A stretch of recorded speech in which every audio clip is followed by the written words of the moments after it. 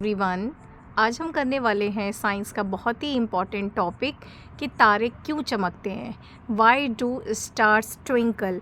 तो ये फिज़िक्स का एक बहुत ही इम्पॉर्टेंट क्वेश्चन है। आप देख सकते हैं यहाँ पे आपको एक स्टार बिल्कुल डाउन में देखिए ट्विंकल करता हुआ दिख रहा है। ये स्टार ही है जितने भी आपको ट्विंकलिंग करते दिख रहे हैं। बेस में ये देखिए, थोड़ा मैं नीचे जाती हूँ तो ये आपको नहीं दिखेगा। द रीज़न इज़ देयर, जब स्टार जो कि एक सन होते हैं, इनकी लाइट जब अर्थ में एंटर करती है तो ऑन द वे जो एयर की लेयर्स होती हैं, कहीं डेंस होती हैं, कहीं बहुत रेयरर होती हैं, यानी कि कहीं पे बहुत ज़्यादा थिक होती हैं और थिन होती हैं। तो जब इनकी लाइट उसको क्रॉस करती है तो कभी ये क्या हो जाती है, लाइट हो जाती हैं, कभी डार्क हो जाती हैं। इस फिनोमेना को हम बोलते हैं रिफ्रैक्शन ऑफ लाइट। एक तो होता है रिफ्लेक्शन ऑफ लाइट और एक होता है रिफ्रैक्शन ऑफ लाइट। तो दोनों में डिफरेंस है। चलिए मैं ये भी बता देती हूँ। जब लाइट की रेज़ किसी चीज़ से टकरा के वापस आती हैं तो वो क्या कहलाता है, रिफ्लेक्शन ऑफ लाइट। ये मोस्टली बच्चों को पता होता है, रिफ्लेक्शन ऑफ लाइट। जैसे कि कोई रे कैंडल से निकले और सामने वॉल है, वहाँ से टकरा के बाउंस होके वापस आती हैं तो उसको क्या कहते हैं, रिफ्लेक्शन ऑफ लाइट।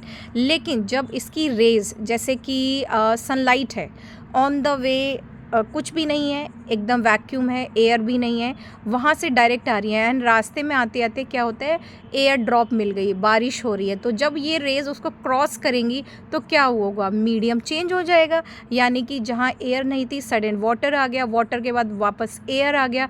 तो इस तरीके से जब सन की रेज़ एक मीडियम से दूसरे मीडियम में जाती हैं तो ये बैंड हो जाती हैं, या तो झुक जाएंगी या थोड़ा सा दूर हट जाएंगे। इसी को बोलते हैं रिफ्रैक्शन ऑफ लाइट। तो जब भी आपको ये क्वेश्चन दिखता है, आप अपने बच्चों को पढ़ाते हैं, किसी को भी समझाते हैं, तो ये वर्ड याद रखिएगा कि stars twinkle due to refraction of light. यानी कि एटमॉस्फेयर में जो लेयर्स होती हैं एयर की, कहीं गाढ़ी होती हैं यानी कि डेंसर होती हैं, कहीं पे रेयरर होती हैं यानी कि लाइटर होती हैं, इसकी वजह से। अब ये क्वेश्चन अराइज होता है कि ये है क्या एक्चुअली। जैसे आपको ये मून दिख रहा है, उसके पास आसपास बहुत सारे स्टार्स दिख रहे हैं। तो स्टार्स जो होते हैं, जो अपना सन भी एक स्टार है, ये शाइन क्यों करते हैं। ये बहुत ही इजी क्वेश्चन है जो छोटे बच्चों को पता होता है, लेकिन ये इतना इजी है नहीं। It shine due to helium and hydrogen gases. देखिए, it is made up of hydrogen gases. जो सन होते हैं, स्टार्स होते हैं, हाइड्रोजन गैसेस से बने होते हैं, लेकिन इसमें ड्यू टू टेम्परेचर फ्यूज़न होता है, जिसको हम न्यूक्लियर फ्यूज़न बोलते हैं। और ये सडन किस में चेंज हो जाते हैं, हीलियम गैस में, जिसकी वजह से बहुत ज़्यादा टेम्परेचर इंक्रीज़ होता है और लाइट प्रोड्यूस होती है। इसी वजह से जब सन मॉर्निंग में राइज होता है तो आपको सन से 3 चीज़ें मिलती हैं। ये क्वेश्चन भी पूछा जाता है, what you get from sun. एक तो लाइट रेज, जिससे हम चारों तरफ देख सकते हैं, हीट रेज जो कि हमें गर्मी प्रोवाइड करती हैं और हमें रहने के लिए सुइटेबल कंडीशंस प्रोवाइड करते हैं, और UV rays. UV rays harmful होती हैं, जो कि प्रोटेक्ट होती हैं ओजोन लेयर से। ओजोन लेयर कहाँ प्रेजेंट होती है, एटमॉस्फेयर की लेयर में। तो इसीलिए कहते हैं साइंस को सिर्फ क्रैम ना करें, रटे मत। सब टॉपिक एक दूसरे से अटैच होते हैं, जुड़े होते हैं। तो पहले तो ये आपको पता होना चाहिए, जो सन है वही स्टार है, और स्टार के पास अपनी खुद की लाइट होती है, और ये लाइट पॉसिबल है ड्यू टू न्यूक्लियर फ्यूज़न।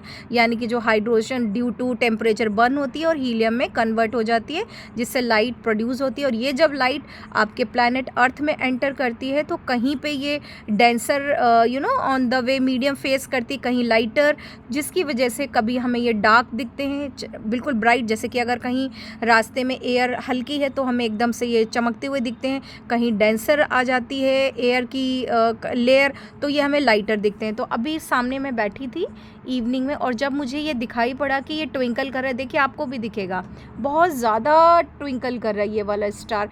आप लास्ट में डार्क में देखिएगा, यू विल फील कि literally it is twinkling a lot. यहाँ पे कैमरे में अगर आपको दिख रहा है, थोड़ा मैं नीचे ले जाती हूँ तो ये ट्विंकल होना बंद हो जाता है। अभी टुडे इज़ मून लाइट, तो बहुत ज़्यादा स्टार्स विजिबल नहीं है, बट अगर आप कभी भी अपने रूफ पे बैठे हैं, अपने टेरेस पे बैठे हैं, तो इन छोटी छोटी चीज़ों को नोटिस करें। वन मोर थिंग, अभी मून देख के मुझे याद आया कि जो सोलर सिस्टम है वहाँ बहुत सारी बड़ी बड़ी बॉडीज़ हैं जिनको हम क्या बोलते हैं, हेवनली बॉडीज़ बोलते हैं। ठीक है, ये बहुत पूछा जाता है व्हाट आर हेवनली बॉडीज़। तो यूनिवर्स में जो भी बिग बिग बॉडीज़ पाई जाती हैं, बॉडी का मतलब कोई भी बड़ी बड़ी चीज़ जो पाई जाती है उनको हम क्या बोलते हैं, सेलेस्टियल बॉडीज़। तो मून भी उनमें से एक है। तो मून क्या है, मून होते हैं सैटेलाइट्स, यानी कि प्लैनेट्स के चारों तरफ जो रिवॉल्व होते हैं, जो घूमते हैं, उनको हम बोलते हैं सैटेलाइट। और मून एक नेचुरल सैटेलाइट है। मून सिर्फ हमने नाउन है, नेम दे दिया है, लेकिन एक्चुअली में ये क्या है, एक नेचुरल सैटेलाइट है। जैसे हमने सन को नाम दे दिया है, नाउन, लेकिन ये भी क्या है, एक स्टार है और सबसे क्लोजेस्ट स्टार है अपने प्लैनेट का। तो इसीलिए सोलर सिस्टम का पार्ट है। आई विश ये वीडियो आपके लिए बहुत यूज़फुल रहा होगा, क्योंकि ये फिज़िक्स का भी क्वेश्चन है और ये कहीं ना कहीं SST से भी बिलोंग करता है।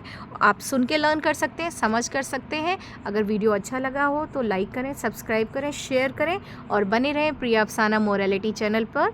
Study is always easy if you take interest. Thank you. Have a nice day.